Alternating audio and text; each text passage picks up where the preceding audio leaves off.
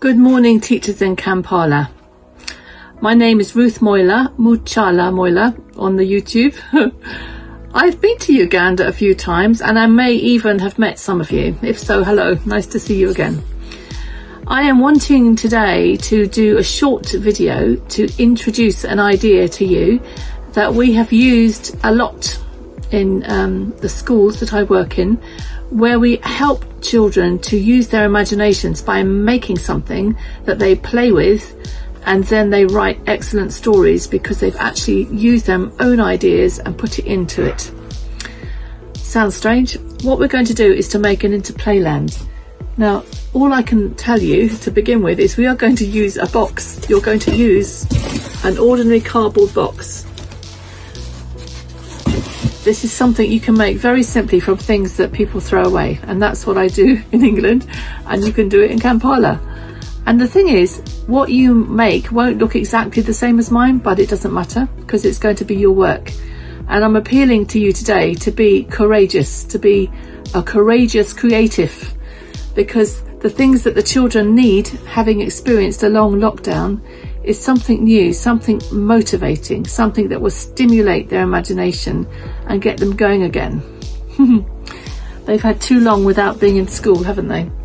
And this is something they can make at home and work with at home and maybe bring back to school. I don't know, you can use it how you like, but let me not talk anymore, just show you what I mean. We are going to make one of these.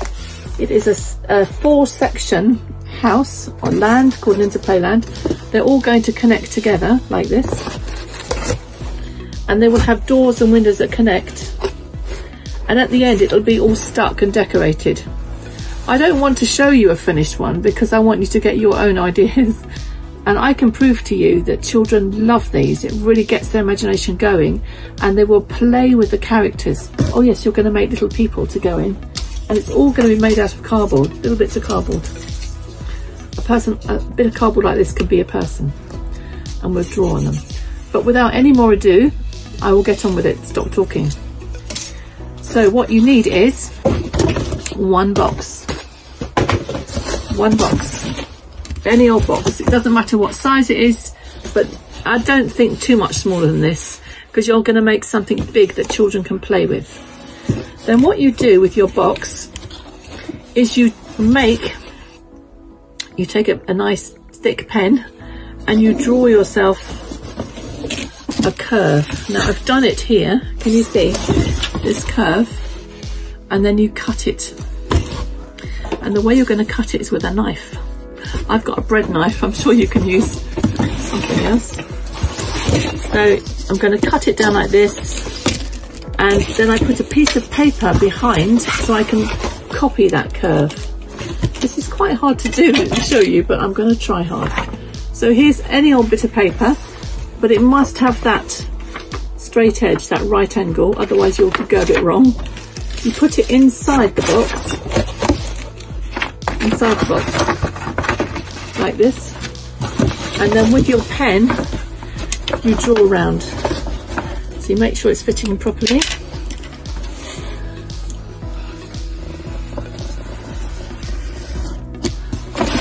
Okay, and then I will continue to the end, cut it out.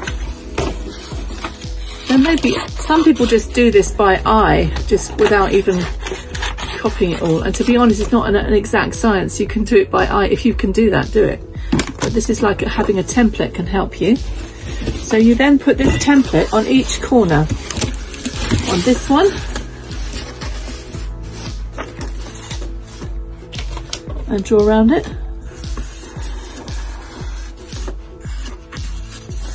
Okay, on this one, every single corner, every single one of those 8 sides, or 4 sides but 8 corners, isn't it? You need to get it on. Now there will be a problem when you get to the short side of your box, unless it's a square box, they will overlap, but don't worry, you can just shorten it slightly, it's not a problem. Shorten it slightly, okay, can you see, just go in a bit at the end, it'll be fine. Because like I say, it's not an exact science. And then when you've been round all those corners, with your knife you go down and cut all those corners out and keep the waste, because we're going to use the waste as well to make the characters, and you will end up with something like this. You'll end up with an actual corner from the box. So it's the same on both sides, and the bottom you can just make your own shape, okay? So here are some of the things you're going to need.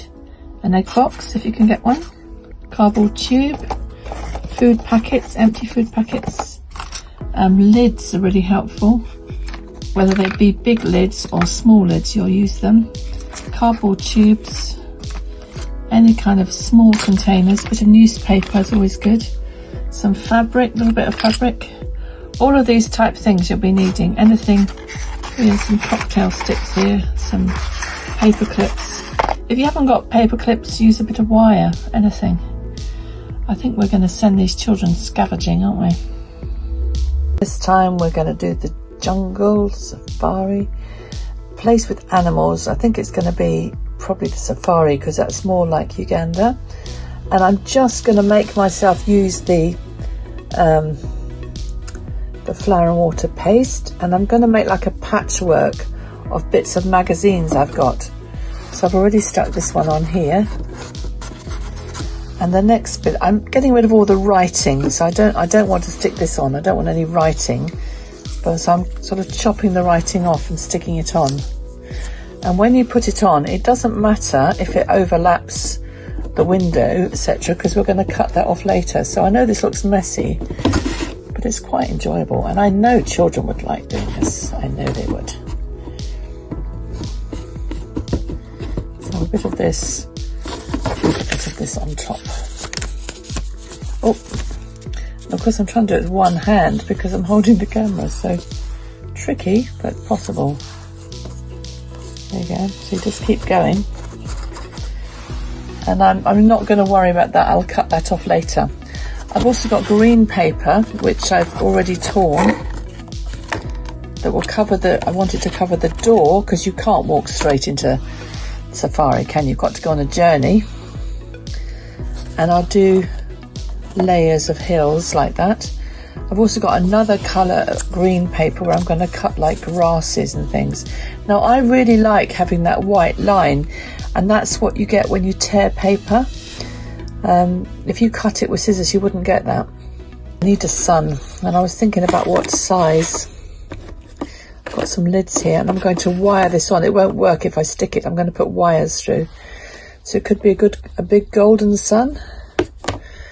It could be a middle-sized orange sun, or it could be a smaller, higher sun. Do you know, I think I'm going to go for the middle size. Doesn't matter, but I'm also thinking it's easier for me to wire this. This is thinner. I'll stick it on there. So I'll come back to you and show you once it's all stuck on. It's gonna be good. So here we have it all stuck on, and you can see it overlaps the edges. I'm not going to worry about that. But I haven't got enough blue to go all the way over smoothly. They're just literally strips. So this bit here is from a dress. This is from the sea. This is from a Scottish landscape. So I've just literally taken any bit of blue and torn it and overlapped it, and you can do this.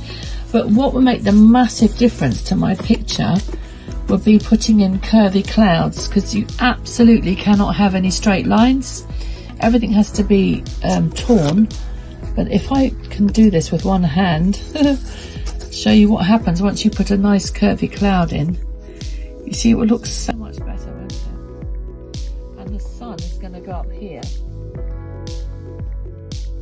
And once that's all together, it will make all the difference. You wait. And this is going to be our animal safari.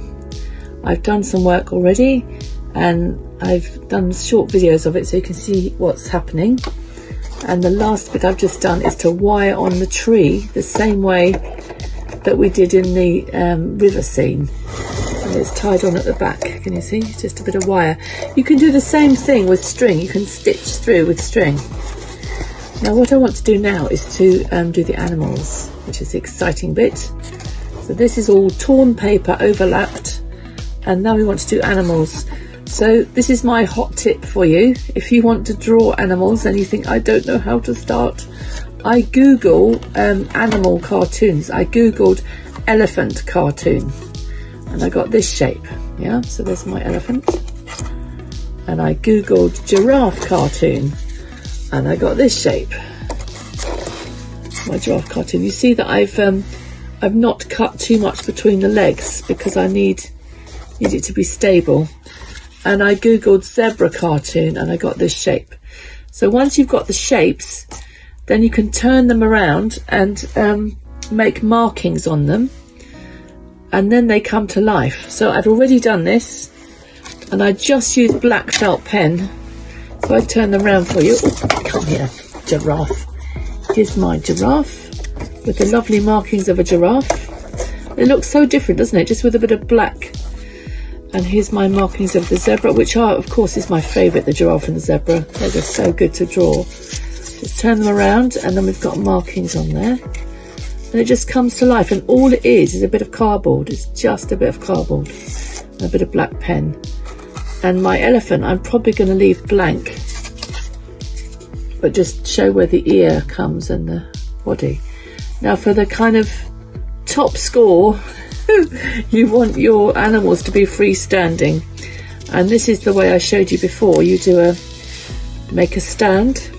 So here's my elephant. I'm going to put this on, push it all the way down so that it reaches the floor. So all bits of it should reach the floor, and then it's stable. Shall I show you like this? Actually, not on top of the glue, Ruth. That's not a good idea. How else can I do it? On top of the string. There we go. So there's my nice stable elephant. It's only cardboard, but it works. Now here's my stable giraffe. It's a strange thing to say, but it's because, of course, giraffes could shelter in a stable, but there you go. Here's my zebra, doing the same thing. It's just a crisscross on the bottom, and that makes him able to stand. And the giraffe.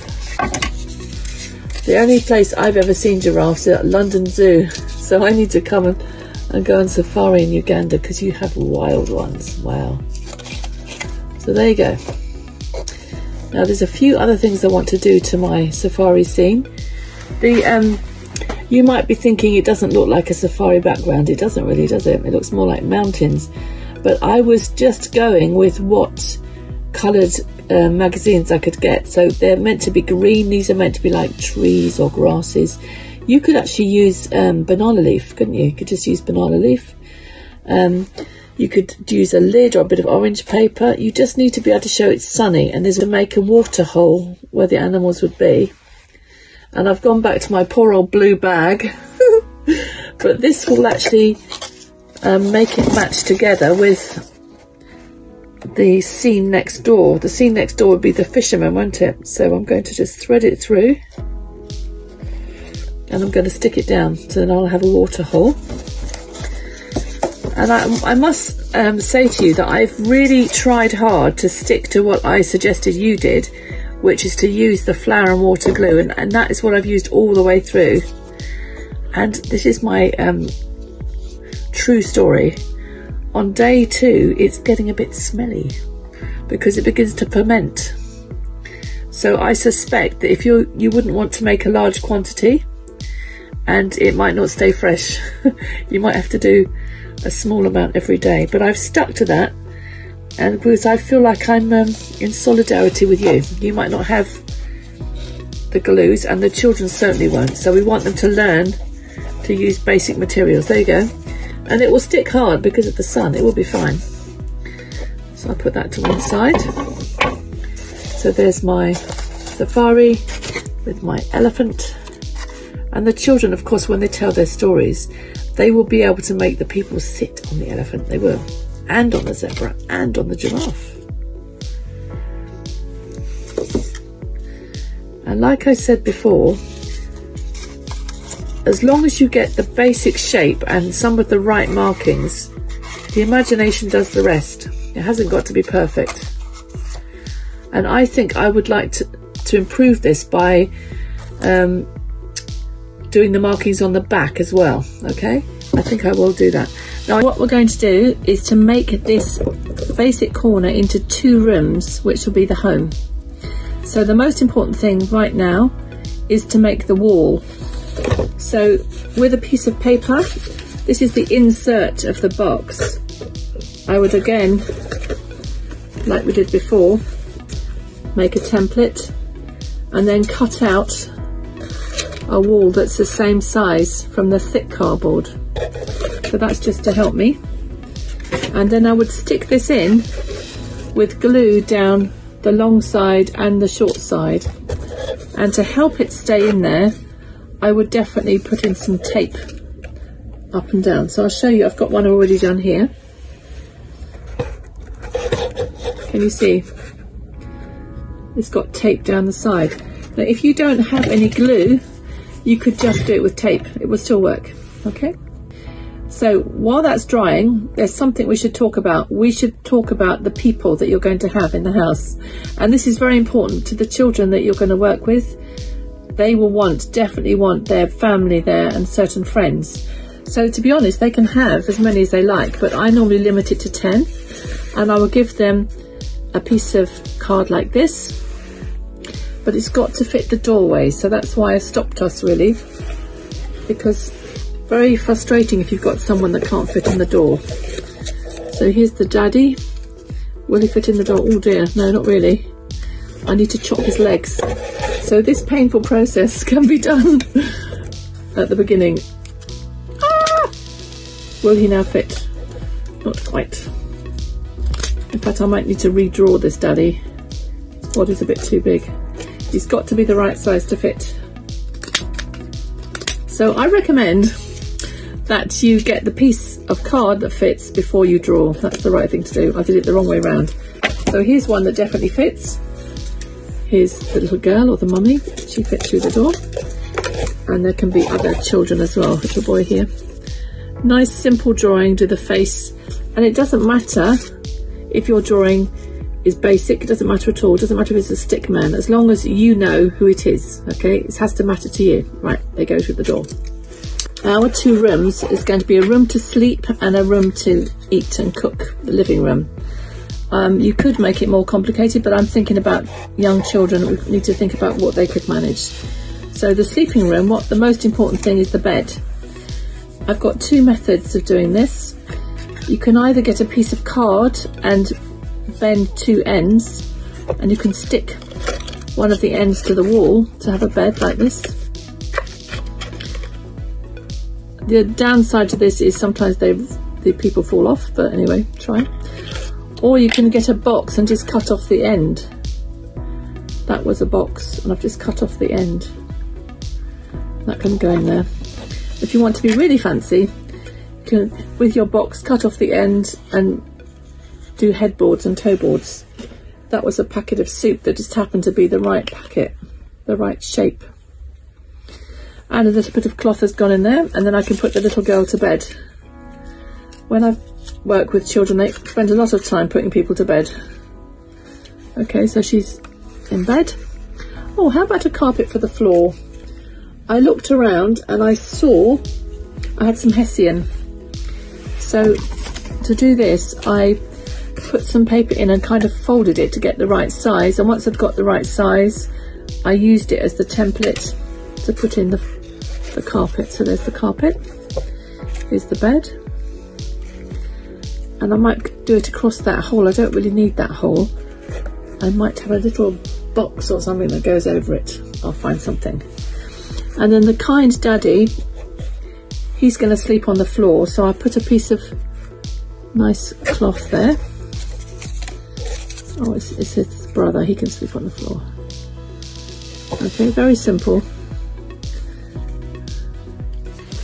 Okay, a bed. And once your bed is done, I would stick it in. And it can be as basic or as amazing as you like. That's your imagination. Now, the kitchen. I know often in Uganda you have smooth concrete floors, but you could do tiles. And to do tiles, that would be a bit of maths, wouldn't it? Because you've got to draw the lines, use a ruler. So that's a challenge. or you can just do a smooth floor like this, doesn't matter which you do. And here is the door, so I've just stuck a bit of cloth over it, just to keep privacy. And now the most important thing to do will be the charcoal burner. I think I'll keep this one. And I was thinking, to make the charcoal burner, we don't want it actually right in the house, we want it outside, and we haven't got a big outside space here, so we're going to add a bit on. So this is just a bit of cardboard with a slit, and I'm going to push it onto here, so you've got a safe space for your charcoal burner.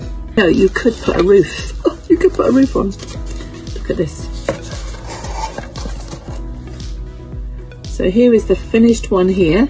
It's all glued in now. And if you do cut up the legs of all the people, they can stand on the sides of things. So we've got the daddy there. He's standing on his own stand. I showed you that, didn't I? You put the little insert on. And the boy is standing on the side of the bed. And if you glue half of the bit of cloth in, when they go to bed, you've got the other bit to tuck over the top and it won't fall out. So cute. Anyway, the roof, such fun. Of course, I realised that this cardboard, you can pull it off. You pull off the top layer, you reveal this. It looks just like the corrugated iron, doesn't it? So then you cut round and have some flaps, but I'm actually going to cut those flaps off and put glue just on here and on the inside without the flaps. Okay, so let's do that.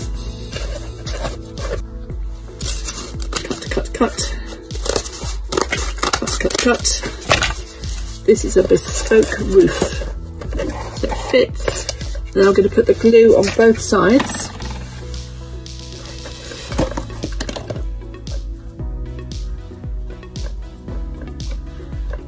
In fact, on all of those sides, because strong is good. Like this. And I'm just going to whack it on and kind of squeeze it so it fits. I'm quite excited about this roof. And it won't be right yet. I might even stick some drawing pins or something in to keep it down, or pins. But doesn't that look cute? The roof finishes it off. Now what we're going to do first of all is to make sure that your new quadrant, your new quarter, will fit next to the one that you made last time. So you find your previous one that you made, or the home, and you notice, look, everything's stuck, so it's not falling out, which is how we want it. We want it to be strong enough to be played with. And you find the door, which in this case is covered over, and that's what's going to join to the marketplace. So it's important that I get my next quarter and fit it there like this. Now what you might need to do is to take your pen and put it through the door. This is hard to show you. Put it through the doorway and draw the shape of the doorway onto the next quadrant, and then you can cut it out with your knife. But in my case, I've already done it so that they fit. I'm not going to stick them yet, I'll do that later. I just want to make sure it matches, because otherwise they won't be able to go from one place to the next. So I'm putting this away, got this one. So you've got your section here, and we need to put the river in there. I'm going to use this one that's already pre-cut because it's the same size. And before I even start, I need to repair the bottom, and you will have this in your boxes. Your boxes aren't perfect. So I've just cut a section here, which I'm going to just fit in there. I had to cut it so it fits to make the floor flat. And then after that, I've cut another section to go on top, because I don't want it to be as smooth as possible, because it's going to be the shoreline. Okay, and then I wanted the blue river. Now I spoke to you before about the problems with sticking plastic. It doesn't really work. If you've got paint, use paint, but I don't know whether you have or not. and I don't think the children will have paint, so I'm trying not to use paint. So what I'm going to do is cut up a bag, and I've got a bag that is kind of papery, reconstituted paper, and if you've got that or fabric, blue fabric, that would be fine.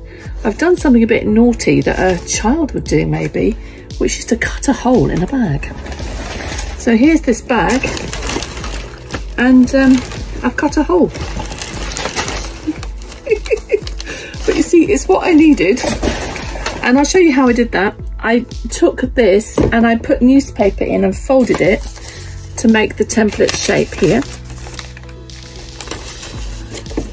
and I put it in how I wanted it to be, and then I took this and put it on the side of the bag and chopped round it until I had this. Don't know whether you can see, it's kind of papery. It's almost like fabric, but it's papery.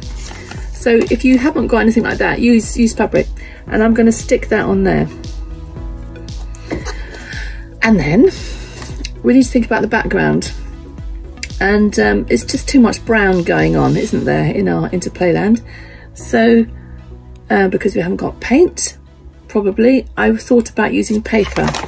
Now this bag here was my bread flour bag. I made some bread, and there's a lot of green in it, so I thought, great, what I'll do is I'll fold it so it fits, I'll stick it on, I'll cut off the waist, and then I'm going to draw on top.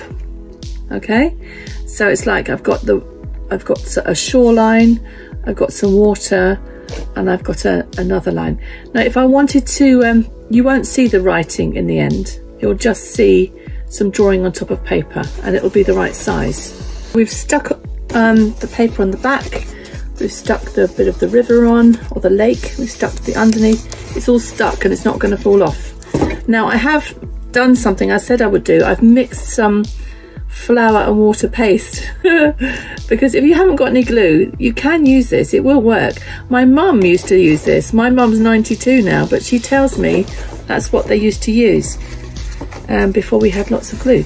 So I'm going to carry on, and this time I'm going to use the flour and water paste because I think it's only fair. I'm doing it properly, and I'm going to use a bit of humour with this because this bread looks a bit like a hillside, and I want to put it there. I don't want to have any writing because that's distracting. So I'm going to, and the way I'm going to do it is I'm just going to tear it, because when you tear, it looks much more natural than and it sticks better than if you cut it with a very straight line. It doesn't look very natural, but I don't want to have that writing on it, so I'm just going to tear right across there. Right, so this looks, with a bit of imagination, this could be the hillside. I'm going to put it here. It's not bad, is it? You have to have a sense of humour to do this. I'm going to stick my finger in this and just smear it on a bit.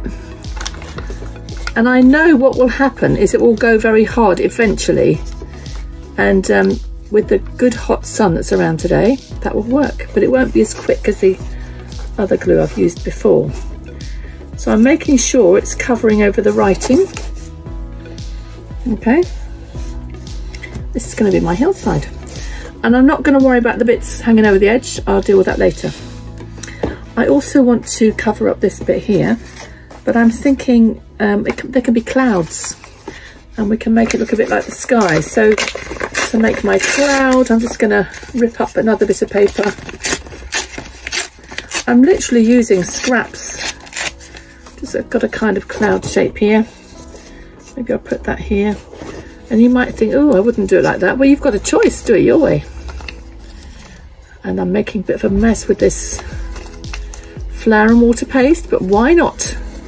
Let's all try something new today. Right, I'm going to put it up here. That's one cloud. Don't worry about the fact the sky is green, we can change that. And we've got two bits here that I want to cover. So again, I'm going to just... Now, I was looking through the newspaper to see if I could find any blue paper that I could use in this way. But for some reason, there wasn't any. So I've decided to do all clouds, and I have got another picture I want to show you that's a bit greenish, but that will also work. There's no point using a brush with this because it will just destroy the brush unless you can, well, maybe you've got one, but I thought I'll just do this quickly. Whack it up here. In fact, I might even go across. It makes it look more natural, doesn't it? So now I've only got one little bit there. It does look like clouds. You just engage your imagination, don't you? And now over here I've got something I got from the newspaper, which is a landscapey bit of newspaper, and I think I'm going to put some of that down there. I know it's not a Ugandan landscape, but it just adds interest, doesn't it? So everything on here has been torn. It's throwaway paper, and right at the back, the darkest bit was from a newspaper. These were the back of the bag made to look like clouds, but because it's torn, it looks much better than if you had cut it with scissors.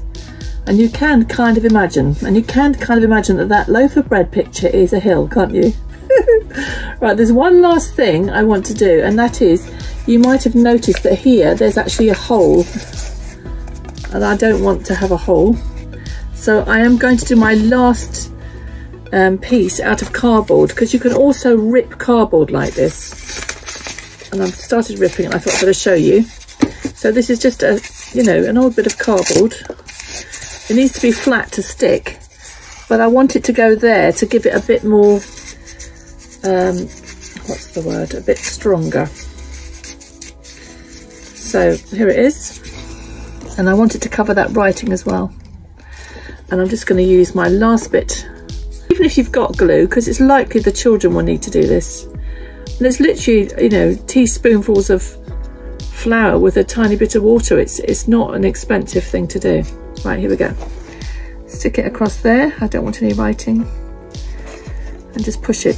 And the only difference between the flour and water place and glue is it might take longer. But I'm going to put this outside in the sun, and I know you've got loads of sun, to dry. And meanwhile, we're going to make the boats. What you need is a container, anything. It can, any plastic container. Having said to you that it's not great to use plastic, it's not great to use plastic to stick down, but using plastic that you can cut up to play with for the children is fabulous. It just doesn't stick well. So I've got here a baby powder bottle, and all I need is the bottom, and this is going to be the boat, because they're basically unbreakable.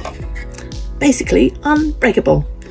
So we have, this is one I've already done, but all I would do is make a hole with something sharp and then get my scissors in. Now children can do this. I often get them, I make the hole, then they do the cutting if they've got scissors.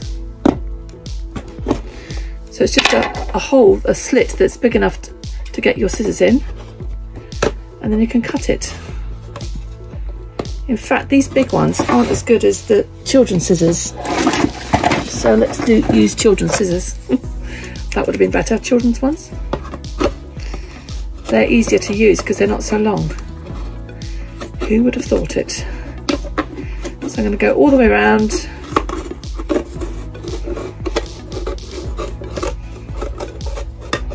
There you go. So I don't need this, bye-bye. I just need this. And it's perfect, it's just the right size. So I'm hoping on our lake or our river there'll be enough room for a couple of these boats. And you can, if you want, do marked lines on the top. I don't know, like kind of show where the wood is or something, but it's not necessary.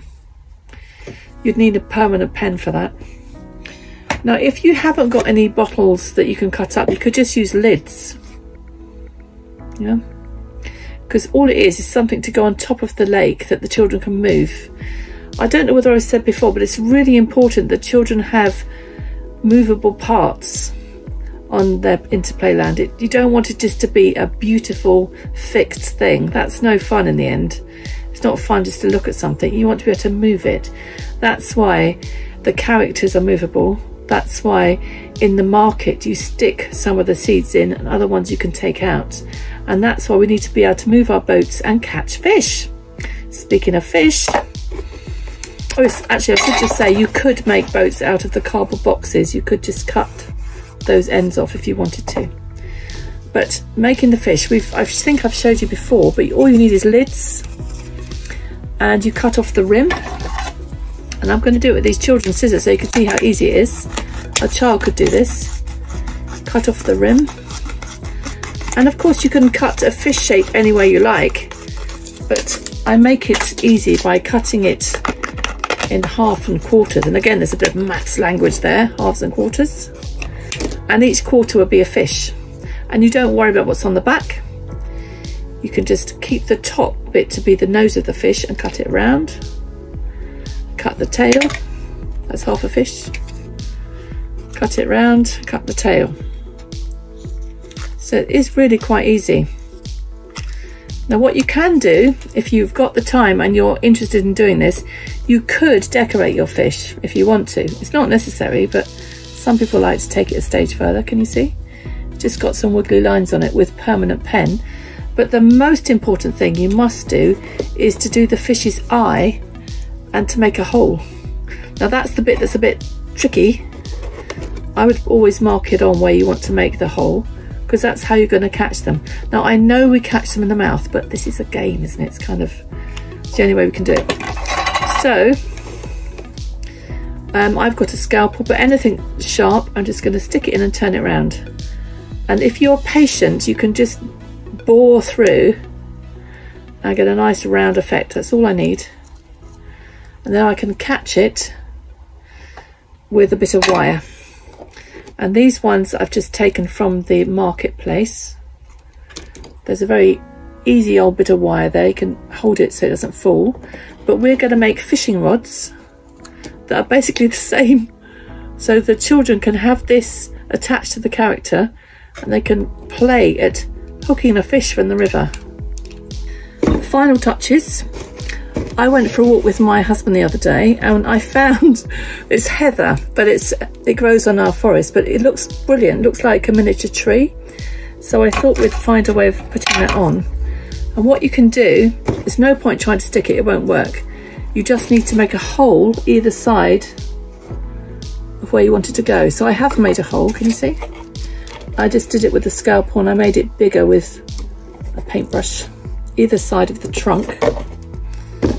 And I'm going to put it like this.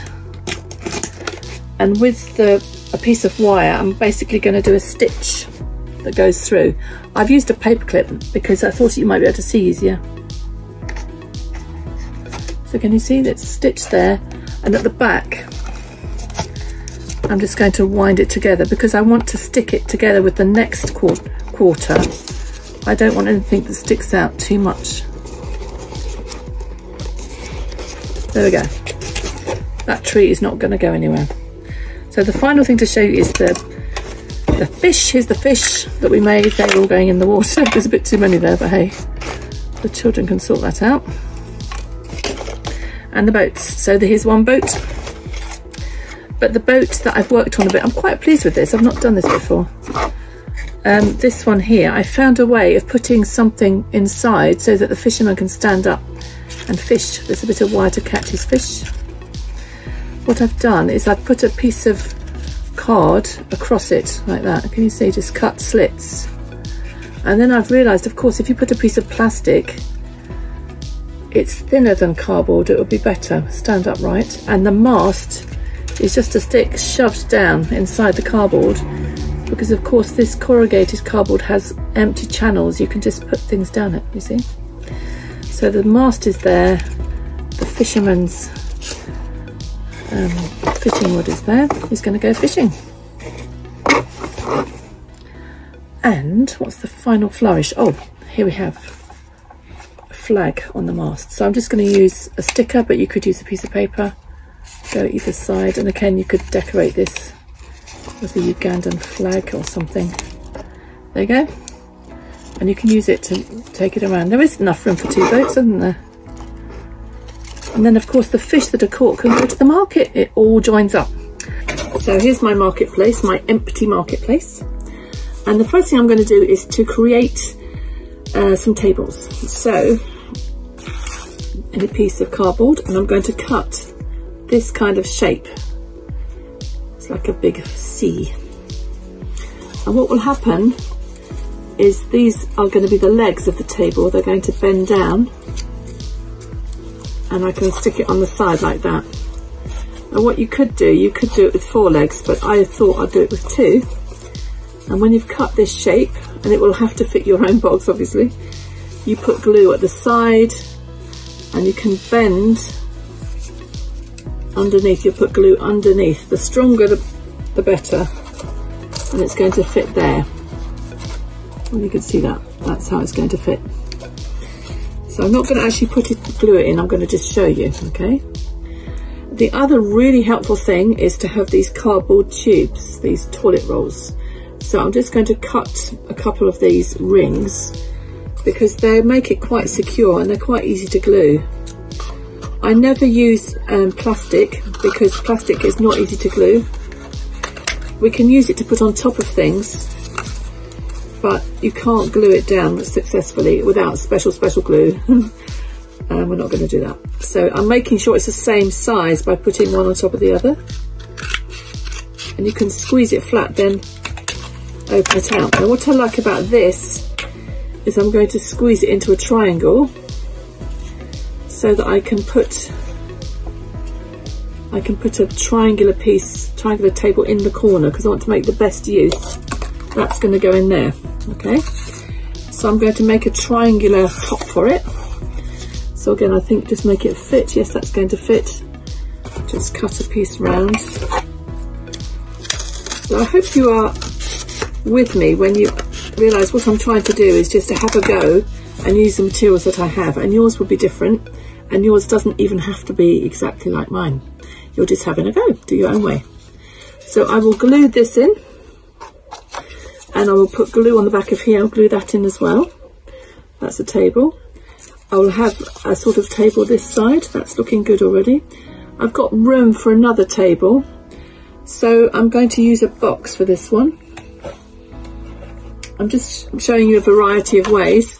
Any old box. I'm just going to cut. You see, what you could do is do it all with the toilet rolls or all with the bent tables. You're just going to have to use what you have. But this is quite a strong way of doing it if you have any packets.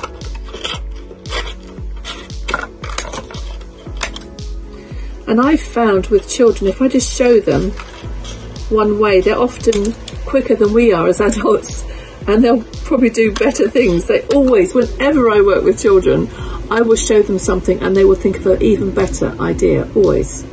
So it's really probably you that will worry about it more than the children. Anyway, so that's a nice strong table, so that's going to go there. So my marketplace is already coming together. And I could put tops on the tables. I might put a piece of paper on just to make it look nice. So I've got some things here. I'm going to use lots of these caps. But the most important thing, because of the gluing, is the egg box. Now, egg boxes, I really hope you have egg boxes. I can't quite remember whether I saw them or not, but egg boxes are quite useful because you can just rip them, and because these central bits are quite strong. So I'm just going to show you. Now, if you don't have egg boxes, of course, improvise. Use something else. So here's the end result of the marketplace. I just want to show you what's there. So over here, all of these pieces here are from an egg box with the turrets cut off, and I've inserted them in there. And that's a cardboard tube, a toilet roll there. That's an upside down end of a box. And all of these things here are just seeds. That's some cardamom seeds, that's some sunflower seeds, some twigs in there. It needs to be that the bottom layer is glued in, and then the children can pick some things out. So the table at the front, that's got half a cardboard tube and a bit of cardboard on top. And you can draw the faces of the stall holders there. And these are fish hanging on paper clips or a bit of wire. I'll show you how to do this. And there's a table that's half stuck on, do you see? There. And at the back are some clothes, which are just strips of fabric with a hole cut for the head, which can be put on like this lady's, just an ordinary person with the stand. So there's lots of problem solving to do here, isn't there? And I think we need a way of people coming to the market and collecting what they need and taking it away. We either need bags or something on their head. So I'm just showing you now how I put things in. I put a layer of glue in, and so when the children play, they can take the top layer out of things and leave the rest there, otherwise they'll forget where it goes and they won't have much left. And this is the kind of play that is messy, isn't it? Here's, I've got a few peppercorns here. I'm going to put them in. So some of them will stick and stay, and some of them they'll take in and out. But this can be done with seeds or stones or whatever the children have at home. And here's some sunflower seeds. And I'm not going to worry about making a bit of a mess because I've got the broom. So this is to show you the finished cardboard Interplayland for Uganda. So each of the sections is stuck to the next one with flour and water paste, and it's tied together with string, bits of wire, anything that will make it work. So here's the actual home, and you can see there's a sleeping area, and there's the living area, and outside is a little charcoal burner. And here's the mummy with a baby tied on her back. And when she wants to go shopping, so she's going to go with the Jaja, and the Jaja's got the basket on her head, which is just a top, plastic top. So they go to the market. Here's the market, and at the marketplace we have clothes for sale up here, which are just these tabards. This child's got one on. You can see it's just a bit of cloth with a hole for the head. And we've got all kinds of things you can buy, and again this will differ according to what you can find, seeds and all kinds of things you've got. I've got things that are native to England, but you'll have your own things, and twigs. Here's some handmade ripped bits of paper to make it look like palms, and these are egg boxes. And next door is the river, or maybe this is Lake Victoria. You can see all the string tying it together. And here's the boat, and it's just made so that the man can stand up and do his fishing. So he's got a paper clip when he's catching the fish, putting them in the boat, and then he will sell them at the market. And all of the background is done by ripping up bits of packaging and things and sticking it on with the with the flour and water paste. And you don't have to worry if it's not stuck hard, as long as it stays together. So the next area is the safari, where I've got the I've got the zebra and the giraffe. And of course the whole point of this is for the children to make up stories, and they don't have to be completely based on reality. So I was showing this to some children the other day, and they ended up having people ride the animals, which of course I know doesn't happen, but why not? They took off the base that holds them. So here's the Jaja. She's got her base off and she can ride the giraffe. So maybe she went shopping and she got very tired, and along came this kind giraffe and said, "I'll give you a ride home." It's a talking giraffe. I'm trying to put this on while holding it with one hand, which is difficult. So there we have the Jaja going for a ride all the way home to her house. And you'll find that the children will think up marvellous ideas that you haven't thought of, and they will act it out quicker than they will actually write it. So the whole point of this is getting the ideas and playing and putting themselves in the story. So I'm going to take the Jar Jar and the Giraffe back, putting her here. There we go. And maybe she got the Giraffe to collect her some wonderful leaves from high up in the tree that she couldn't have collected herself. Anyway, I'm going to stop there. Hello teachers, back again. This time we're going to talk about how we use the Interplaylands and what they're for.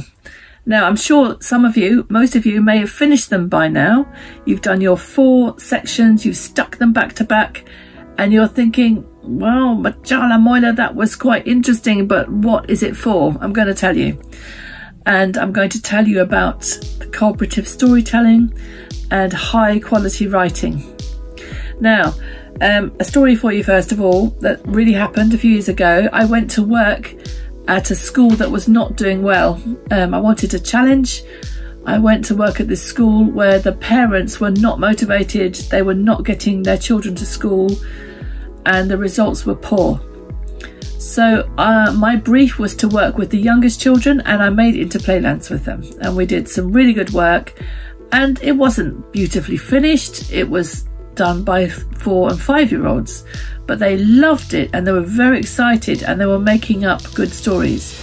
So we displayed them in the centre of the school because I realised that the sort of thing that was happening here was engaging their imagination, and it was making them really happy to be in school and switching on their brains and getting them away from all the screens they'd been watching. So that's much like how it is for the children coming out of lockdown now. Anyway, the teacher of the oldest children became quite frustrated with me because every day her children, aged 10 and 11, were walking past this display done by the youngest children, and they were saying, oh, we want to make one of those. When can we make one of those, please? You know, when can we do it? So in the end, she came to me, she said, Ruth, I'm so frustrated. I've got so much work to do with them and their writing is so poor. Please, can you just have them for a couple of sessions so they'll get off my back, and then I would have done it with them. So I said, okay, just give me 2 sessions, one this week, one next week. And the children all had a corner house for them, an empty one. And I found out what their topic was, what they were spending time learning about. Apart from the maths, English and science, they were learning about medieval history in England. They were finding out about how life was then, back in the 15th century, I think it was.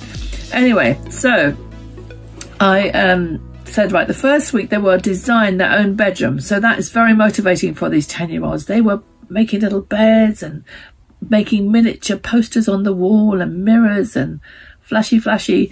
Most of them didn't have their own bedroom, so this was like, yes, if I had my own bedroom. And they were thinking of all the Wi-Fi and all the things they would have in their bedroom. And then the following week I said, this week we are going to make your bedroom if you were in medieval times. So of course they had thought about their own bedroom now, and now they've got to think, what would it be like? So they began to ask lots of questions and to think while they were doing it. Oh, I wouldn't have a bed. I would have straw on the floor, and there might be animals in there with me, and I wouldn't have mirrors. There would be no Wi-Fi. And they began to really think what it would be like. And then we stuck the 2 corners together, and then we made a door between. And I said to the teacher, I think now they're ready to write a story about what would happen if they went back in time through the door into medieval times. What would happen? So she was really, but she did take on the challenge, and they sat there doing their work with their Interplayland 2 corners in front of them. Do you know, those children did their best ever work. Their best ever work. Why? Because they had engaged their imaginations. They weren't just sitting there quickly writing an essay. They had really thought about it, and the English was good, and they were all displayed on the wall outside along with the 2 units, because you could just push them on the wall. You can drawing pin them on the wall, and the teacher was quite amazed. I think it had an impact on her practice. So I'm hoping that what we're going to talk about today will inspire you, because it's a slightly different way of doing things, isn't it? Because if children day after day need to be repeating, and hearing and writing down what they've just heard, they will do it, but they won't do it with passion. You know, they will do it because you've told them. But if you can engage their imagination, that is a whole different ball game. That is like, wow. So that's what this is about. So the first thing is, in the making, there should be a lot of choice. When the children are making their sections, when they make their own, they should choose who is going to be in this house. You know, their mummy, their daddy, their cousins, their favourite teacher. Who's going to be there? Yeah, they can think who's going to be there.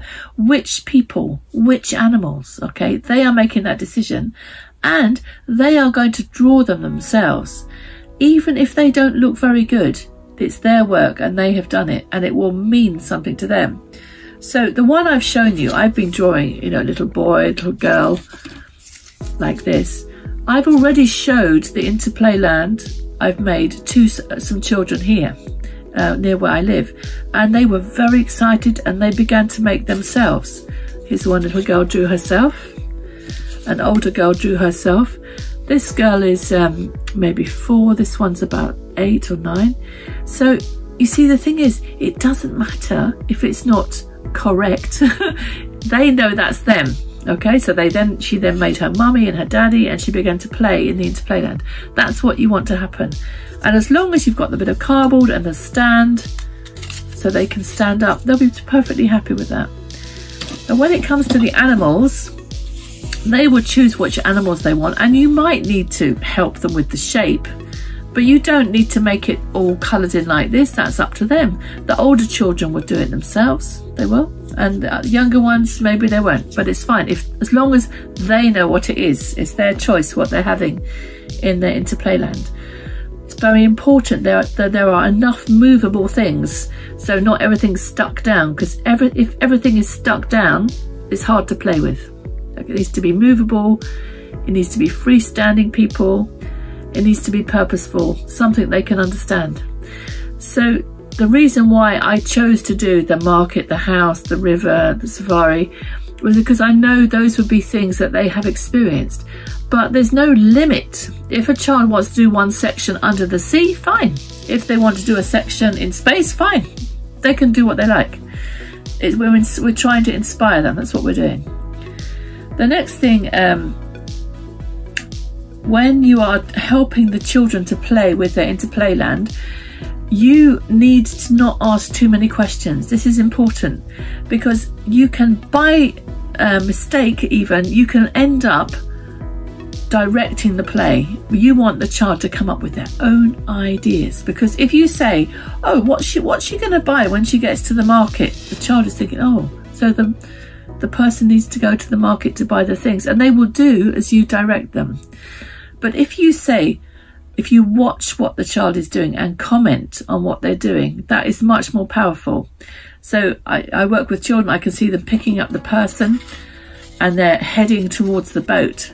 So I can say, oh, I can see you're thinking about going on the boat. And then they might answer, yes, I'm going to do fishing with the man, and the man is my dad, and we're going to, they might tell you all those things. They might. But you must be careful not to put too much direction into their play, otherwise they will just do as you say and they will limit their imagination. We are trying to polish their imagination, we're trying to make it grow. So what we are doing is we are endorsing their own ideas and saying, oh, you're doing this, oh, you're doing this. Now this is a very the commenting on what they're doing is a very important way to encourage speech, and speech therapists in UK do this all the time. I've learnt some of these techniques from working with speech therapists. So they will never ask questions, they just comment, and then the child will tell them and talk about what they're doing, and then you comment some more. And I think they say something like, you can ask a question after 5 comments, but if you go question, question, question, it puts pressure on the child and it limits their play. So that's interesting, isn't it? I learned that myself. The other thing I want to talk about is cooperative storytelling. Now, more than one child can play on one Interplayland. Sometimes I've experimented with having one child at each section. So you might want to start that off So you've got someone who's got the fisherman, someone who's got the animals, someone who's in the market, someone's in the home, and they kind of start to do their story together. And you could say, I wonder what's going to happen. I wonder what's going to happen when they wake up in the morning. Where are they going to go? What's going to happen? So you open these possibilities and wait to see. I wonder. And you could say, what would happen if, and put a scenario there. What would happen if that fisherman fell in the water? Who would help him? I don't know, something crazy. There's so many different scenarios. I have actually written a couple of stories for you based on the Interplayland I made for you, just to give you, I don't know, to get you going really. But they're sample stories, because I would like to say that anything I can dream up will not be as good as what the children can dream up, because their imagination actually has no limits. Now, as adults, we think, oh, you can't go up into space when you're a giraffe. But they will do anything. When they get going, they will think of incredible things, and you'll think, oh my goodness, that's amazing. How did they get? But they don't, sorry, I get excited. They are not limited like we are. In our adult lives, we think this should be like this, this should be like this, this should be like this. But a young child, wow, we could do this. You can get them going, you can get them motivated. And a serious point in all this is the World Trade Organization have issued the 10 most important attributes for people coming into work in 2025. And do you know, up at the top is innovation, problem solving, creativity. Those things are written down. I will send you these so you can see them. But I am talking to our teachers in UK and in the university about the importance of allowing children to think their own thoughts and to be brave and to try things out. It's the growth mindset things. I know you know this, but I want you to see how creatively they can go for it. And every time I've taught a group of children, there's always been children that have amazed me. The less confident ones will maybe just do exactly the same as their friend, but it doesn't matter. It's not copying. It mustn't be. You mustn't tell them off for that, because they're trying out an idea. So you say, oh, next time maybe you could do that differently. You know, you kind of just encourage them to try, because I would guarantee probably that children are less confident in their hand skills than they are in other skills. And maybe you are like that too, so you will sympathise. Because the most confident children are the ones who maybe have done this at home with their parents. But we want them to make the thing, to play with the thing, to start to tell stories, maybe in a 2, in a 3, in a 4, make up these stories together. And then the fourth thing is we would like them to write them down. And I would really encourage you not to rush the process, because the process of making gives them ideas. Oh, I could put a window here. So if they look through this window, they could look into the market late at night, and they could find out which animals are sneaking in and eating. I'm just saying crazy things, but you know what I mean. Some ideas, the way they make it is their idea. The way they play with it engenders more ideas. The way they play with it with their friends gives them more ideas. The way they interact. And you don't want to go from making straight to writing the story. They need to play with it. They need to kind of try out their ideas. I hope I'm making sense here. And you might think, as an adult, do you want me to play? Well, yes, I do. But the easiest way to do it is to do it with children. If you are with 2 or 3 other adults, you might feel slightly awkward. I don't know. Maybe you're more child-friendly than I think. I don't know you, do I? But I am about to do this very thing with a group of teachers on Thursday. I have to do a lecture to 60 teachers in a school, and I'm going to show them a PowerPoint, tell them some stories, and then they're going to all make their own section, and then they're going to put it together in groups of 4. They're going to work in groups of 4, and they're hopefully going to come up with a little story per group. Yeah, so it's interesting, isn't it? I want to talk. I'd love to know what you do. I don't want to talk endlessly. This is too long. I need to stop now. but I just think there is so much potential here, and I'm really hoping that Mim will let me know and tell me how it's gone and send me some pictures of what you make, what you do, and how well the children catch on. There's all kinds of other things I could talk about, but I think I'll stop it right there because I want to leave you with inspiration and children doing things at their own level, and there are no limits to what they can do. And if they want to ride the giraffes and zebras off into the sunset, go off into space, it's fine. Enjoy.